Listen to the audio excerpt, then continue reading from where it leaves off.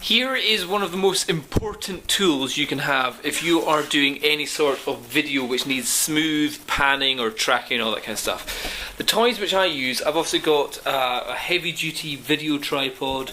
I've got the glide track system it's the hybrid system that I've got, so it rolls very smoothly. So that's all about getting the smoothness.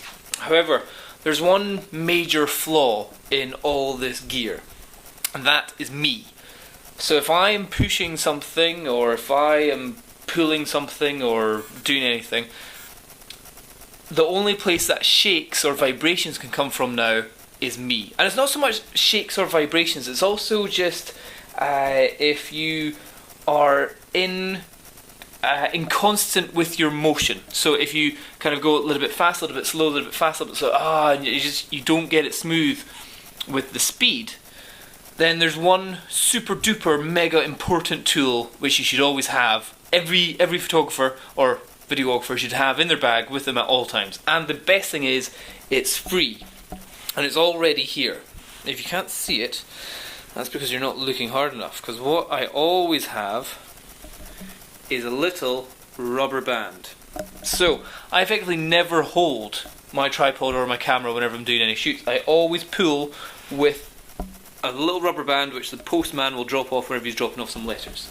So for example, in this property here, turn it on, whenever I'm shooting the video, like I won't patronise you and say, oh my god, it's the most biggest difference ever, it's so important, but if you do a lot of video, you will, and you need slow, consistent moving, yes, this is a vital thing to have all the time. And whenever I get out of the car and if I do up rubber band, I'm like, oh no, I'm going to do so much more editing afterwards. But you know, so if I were to record this and if I do it with my hand, I would say I'm pretty damn good at this. However, when I'm doing it with my hand, I can feel bits which are a little bit faster or a little bit slower, and maybe then I try and speed up, or I try to slow down, and it becomes a nightmare. So better is just having the rubber band and pulling it very gently there. It also gives you a smoother start, I think.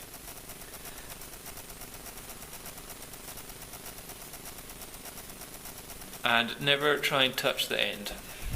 And that way, the rubber band takes out any kind of reaction that you have to any resistance that is in the track or the system that you're using. And it's not just with tracking as well. So if I were to do a panning shot, I would loosen this bit, tighten that bit, and just bring the rubber band up to the back here, and get the camera so it's in the right position, and I would just track or do a pan with the rubber band. And you can never go slow enough, is what I would always say.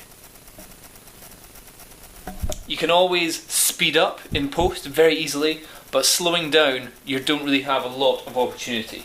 Especially if you're shooting at 30 frames a second, which is the fastest, which I'm doing at full HD here.